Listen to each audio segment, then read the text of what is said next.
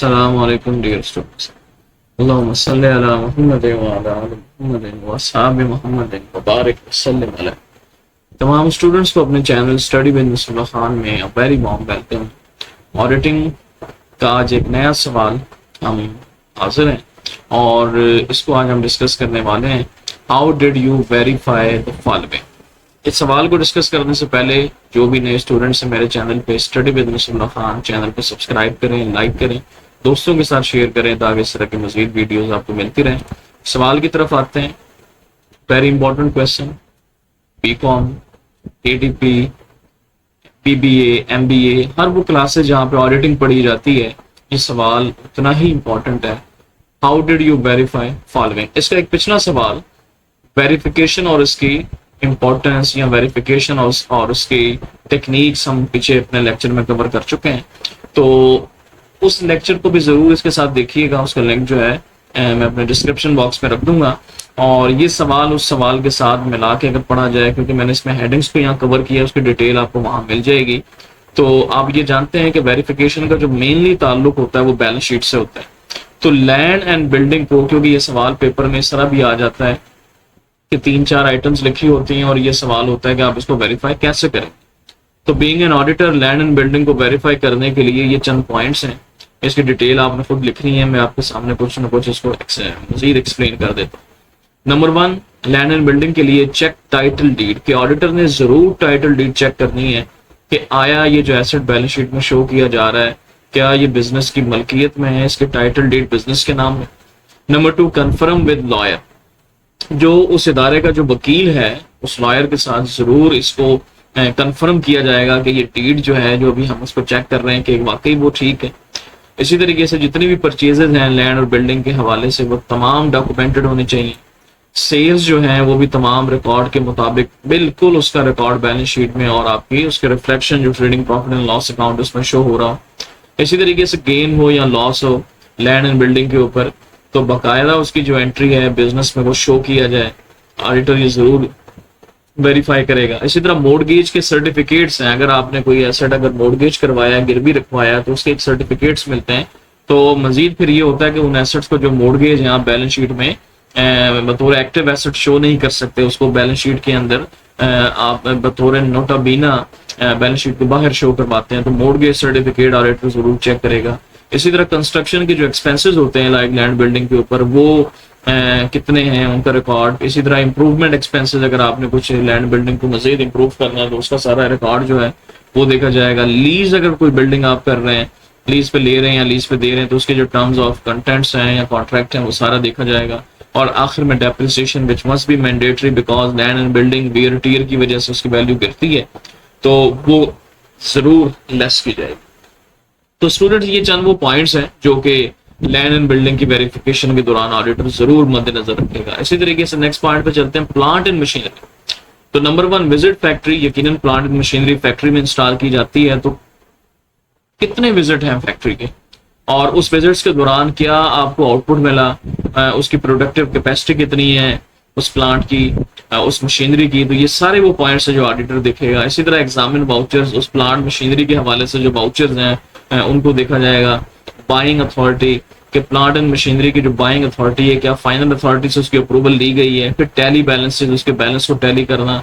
Machinery की कुछ purchases हैं क्या वो एज पर कंपनी के मकासद के लिए हैं या ओपन मार्केट से खरीद ली गई हैं। तो ये चंद इस तरह के वो पॉइंट्स हैं कि जो ऑडिटर जरूर वेरीफाई करेगा। इसी तरीके से मशीनरी की सेल कितनी हुई है, मशीनरी की मैन्युफैक्चरिंग क्या कैसे है, वो कब हुई और उसके बाकायदा जो उसका रिजल्ट आ रहा है, जो प्रोड्यूस आ रही है वो कितनी है, और आखिर में गेन और लॉस है कि इस प्लांट और मशीनरी की वजह से आपको क्या गेन हुआ, क्या लॉस हुआ। ये चंद वो पॉइंट्स हैं जो ऑडिटर चेक करेगा। थर्ड पे स्टूडेंट मूव करते हैं गुडविल की तरफ। गुडविल जो है वेंडर के साथ जो एग्रीमेंट किया गया गुडविल के हवाले से वो कितना है। डायरेक्टर की जो रेजोल्यूशन जो वो करारदाद पास करते हैं गुडविल के पॉइंट ऑफ व्यू से वो क्या है, उस पर क्या इंप्लीमेंटेशन हुई। इसी तरह जितने भी रेवेन्यू एक्सपेंसेस हैं कहीं वो आपकी उस कैपेसिटी से कहीं आगे तो नहीं चलेगा जो आपने एक बजट एस्टिमेट लगाया हुआ है। फिर separate heading in balance sheet, आप जानते हैं कि गुडविल को बाकायदा एक सेपरेट हेडिंग जो कि इंटेंजिबल एसेट्स है उसके अंदर शो किया जाता है। तो लिहाजा ये बात जरूर मद्देनजर रखी जाएगी कि ना ये फिक्स्ड एसेट है ना ये करंट है, ये इंटेंजिबल एसेट्स में शो किया जाएगा।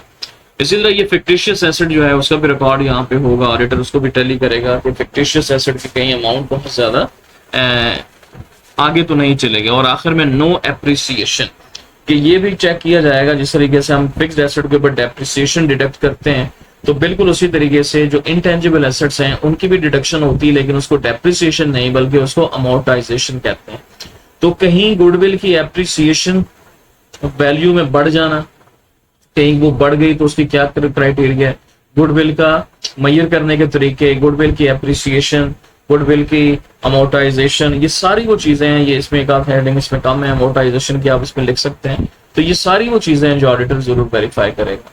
इसी तरीके से पॉइंट नंबर डी पे स्टूडेंट आते हैं जो कि इन्वेस्टमेंट है। इन्वेस्टमेंट भी बैलेंस शीट की आइटम है कि शेड्यूल ऑफ इन्वेस्टमेंट क्या है, कि इन्वेस्टमेंट कब कब की जाती है, उसका शेड्यूल किस अंदाज से हो रही है, तो ये सब ऑडिटर चेक करेगा। इंस्पेक्ट सिक्योरिटीज, इन्वेस्टमेंट के लिए अगर कोई सिक्योरिटीज रखवाई गई हैं वो क्या है, लियन ऑन सिक्योरिटी, उस सिक्योरिटीज के ऊपर कितना लियन है, कि अगर उसकी अमाउंट वापस ना हो तो हम उस पर कितना लियन रख सकते हैं, कि जब तक अमाउंट ना मिले हम उस सिक्योरिटी को अपने पास रखें। This is called लियन।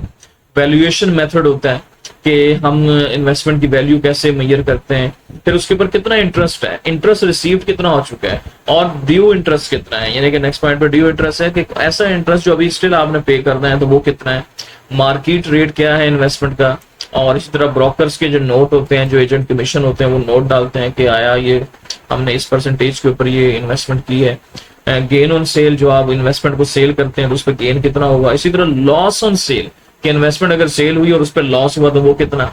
Purchase of investment, या अगर आप इन्वेस्टमेंट परचेज कर रहे हैं। तो ये चंद स्टूडेंट्स वो पॉइंट है कि an auditor must pay attention to these points जब भी वो ऑडिट करेगा और वेरिफिकेशन करेगा। इसी तरह नेक्स्ट पॉइंट पे स्टूडेंट मूव करते हैं which is stock in trade. Stock का रिकॉर्ड, इसका बकायदा एक स्टॉक शीट होती है जिसके अंदर इसकी रिकॉर्डिंग की जाती है, ऑडिटर उसको देखेगा। फिजिकल वेरिफिकेशन है कि कोशिश करेगा कि फिजिकली जाके वेरीफाई करे। प्राइसेस जरूर उसको टैली करे, कहीं ऐसा तो ना हो कि मार्केट में वैल्यू कुछ हो और आप किसी और महंगे दामों खरीद रहे हो, तो ये point must be kept in mind. इसी तरह उसकी जो कॉस्ट इफेक्टिव है वो देखेगा। मैनेजमेंट कंट्रोल रखेगा कि स्टॉक एंड ट्रेड में कि ऐसा स्टॉक जो कहीं जाया ना हो पाए, और कोशिश हो गई मैनेजमेंट उसको कंट्रोल करे। प्रोसीजर जरूर अडॉप्ट किया जाए, जिस तरीके से हम इन्वेंट्री मेथड सुनते हैं, लाइफो, फाइफो, मूविंग एवरेज वगैरह, तो उसी के जरिए इसका प्रोसीजर को अडॉप्ट करके स्टॉक इन ट्रेड का रिकॉर्ड रखा जाए। स्टॉक टेकिंग जरूर हो, कंपेयर स्टॉक शीट, आप अपने स्टॉक शीट के साथ अपने जो बैलेंस है उसको कंपेयर करें। स्टॉक सर्टिफिकेट अपने इदारों से लें। वैल्यूएशन ऑफ स्टॉक की उसकी मार्केट वैल्यू और इस वक्त जो स्टॉक की जो वैल्यू है वो कितनी है, उसका कंपैरिजन जरूर अपने पास रखें, ऑडिटर जरूर रखेगा। और ग्रॉस प्रॉफिट परसेंटेज इसके ऊपर अप्लाई करें। और फिक्स्ड एसेट नॉट स्टॉक, जितने भी फिक्स्ड एसेट होते हैं वो हमारे स्टॉक का हिस्सा नहीं होते। तो ये चंद पॉइंट्स है स्टॉक स्टूडेंट्स के, जो स्टॉक के हवाले से अगर ऑडिटर वेरिफिकेशन करता है तो इन पॉइंट्स को जरूर देखेगा। नेक्स्ट पॉइंट पे मूव करते हैं। मोटर व्हीकल आ रहा है कि व्हीकल का रजिस्टर होता है बाकायदा हर इदारे में, जो ट्रांसपोर्ट डिपार्टमेंट है, तो व्हीकल रजिस्टर में उस व्हीकल का इंदराज हुआ या नहीं हुआ। शेड्यूल ऑफ व्हीकल्स क्या है, ये कब आया, कब इसके ऊपर जो सालाना इसके टोकन्स हैं वगैरह, ये पूरा एक शेड्यूल होता है। शेड्यूल व्हीकल के अंदर ये लिखा जाता है, तो वो उसका रिकॉर्ड, उसकी बैलेंस शीट, सॉरी इसकी डेप्रिसिएशन का। फिर इस कौन से मॉडल की रजिस्ट्रेशन है ये व्हीकल, उसके रजिस्ट्रेशन को देखा जाएगा। फिर इसकी इंश्योरेंस को देखा जाएगा कि आया in case of loss, in case of accident वगैरह, तो इसकी इंश्योरेंस कितनी है। जो इसकी लॉग बुक है इसका रिकॉर्ड होता है। फिजिकल इंस्पेक्शन जो है ना एसेट की जरूर की जाती है ऑडिटर के पॉइंट ऑफ व्यू से। व्हीकल परचेज कब हुई है, व्हीकल सेल कब हुई है, और उसका डेप्रिसिएशन रेट कितना है, एक साल के दौरान कितने % ये डेप्रिसिएट हो रही। तो ये चंद पॉइंट्स है स्टूडेंट जो मोटर व्हीकल के लिए एक ऑडिटर जरूर वेरीफाई करेगा। इसी तरह नेक्स्ट पॉइंट है लोन्स के हवाले से कि इंटरेस्ट कलेक्टेड, जो लोन है उसके ऊपर कितना इंटरेस्ट कलेक्ट किया गया। और सेकंड पॉइंट पे इंटरेस्ट ड्यू, और कितना इंटरेस्ट अभी भी स्टिल ड्यू है। इसी तरह प्रोविजन फॉर बैड डेट्स, अगर लोन के पॉइंट ऑफ व्यू से कोई बैड डेट्स हो गए हैं तो उसका रिकॉर्ड वो कितने हैं, और जो लॉ ऑफ लिमिटेशन है उसके मुताबिक उसको कितना अरसा हो गया। टर्म्स ऑफ लोन जो है, किस लोन की यानी कि किन शराइत के ऊपर लोन दिया गया और लिया गया, इसकी अथॉरिटी और अप्रूवल किसने की। इसी तरह इंश्योरेंस पॉलिसीज जो है लोन के पॉइंट ऑफ व्यू से क्या है। सिक्योरिटीज कितनी ली गई इन लोन को लेने और देने में। शेड्यूल ऑफ लोन क्या है कि किस तरह का ये लोन दिया जा रहा है, यानी कि लॉन्ग टर्म है, मीडियम टर्म है। इसी तरह पेमेंट रिसीव्ड कितनी हो चुकी है। रियल वर्थ उसकी लोन की इस वक्त अमाउंट क्या बन जाती है। कंफर्मेशन क्या, लोन कंफर्म हुआ नहीं हुआ, लोन का एग्रीमेंट क्या है। इसी तरह मोर्टगेज की अगर कोई आप डीड साइन कर रहे हैं तो मोर्टगेज के जो आपने गिरवी रखवाया उसकी डीड क्या है। तो ये स्टूडेंट ये चंद वो पॉइंट्स हैं कि जो लोन लेते और देते वक्त जो है एक ऑडिटर जो है ना जरूर वेरीफाई करेगा। इसी तरह स्टूडेंट लास्ट पॉइंट पे मूव करते हैं, वो है शेयर कैपिटल का। तो शेयर कैपिटल आप जानते हैं बहुत से किस्मों का होता है। तो इशूड कैपिटल कितना है आपका, कि कितने जो आपके शेयर्स जो हैं जो बेसिकली आप इशू कर रहे हैं उसकी मालियत कितनी है। परमिशन जो हमारी रजिस्टर के अंदर है, जिसके अंदर ये इंदराज है कि इन कैपिटल के इस पार्ट का हमने शेयर बनाया और इस शेयर को हम इशू करेंगे। इसी तरह शेयर अलॉटमेंट बुक में उसका रिकॉर्ड हुआ है या नहीं हुआ, कि जितने शेयर्स किसको अलॉट किए गए। बोर्ड रेजोल्यूशन के अंदर इसका इंदराज है कि नहीं, जिसमें हमें ये इजाजत मिलती है कि इन शेयर्स को जो है इशू कर दिया जाए। कॉपी ऑफ अलॉटमेंट रिटर्न, जो हमारी अलॉटमेंट की रिटर्न बुक है उसके अंदर उसका इंदराज। फिर बाउच मनी कलेक्टेड, के कितने मनी जो है इसके ऊपर कलेक्ट हो चुकी है, हमारी कंसिडरेशन कितनी है। क्वालिफिकेशन शेयर्स हमारे कितने होते हैं, कि एटलीस्ट ये जरूर एक डायरेक्टर्स को चाहिए कि जिसके जरिए वो क्वालिफाई करते हैं। इसी तरह इशू अदर देन कैश, कोई कई ऐसे शेयर होते हैं कि जो अदर देन कैश इशू किए जाते हैं। लाइक अगर हमने किसी से कोई लाइक उसका कोई इन्वेस्टमेंट खरीद ली, कोई अदर मशीनरी खरीद ली, अदर देन कैश हम उसको खरीदते हैं। शेयर के ऊपर प्रीमियम आप कितना पे कर रहे हैं और शेयर के ऊपर डिस्काउंट कितना दिए हुए हैं। तो स्टूडेंट ये चंद वो पॉइंट है जिसके जरिए से एक ऑडिटर वेरीफाई करता है कि आपका शेयर कैपिटल कितना है। उम्मीद करता हूँ स्टूडेंट सवाल आपको समझ आए होंगे और कोशिश की है कि आसान तरीके से इसको आपको समझाऊं। एक चीज मैं यहाँ पे मजीद ऐड करता चलूंगा कि इस सवाल के लिए आपको मेरी पिछली वीडियो जरूर देखनी पड़ेगी जो टेक्निक्स ऑफ वेरिफिकेशन के ऊपर है, क्योंकि उसको देखने के बाद आप इन सवालों के ये जो हेडिंग्स हैं इसके अंदर की डिटेल बड़ी आसानी से लिख सकेंगे। उम्मीद करता हूँ कि आपको समझ आई होगी। इसके बावजूद अगर आप कोई अपना कोई क्वेश्चन पूछना चाहते हैं तो जरूर मुझे मैसेज करें, उसका रिप्लाई आपको दूंगा। अगर आप मेरे चैनल पे नए हैं और इस तरह की मज़ीद वीडियोस देखना चाहते हैं तो स्टडी विद नसरुल्लाह खान इस चैनल को सब्सक्राइब करें, अपने दोस्तों के साथ भी शेयर कीजिएगा ताकि इस तरह की मज़ीद वीडियोस आपको मिलती रहें। अगली वीडियो तक के लिए मुझे इजाजत दें। अल्लाह।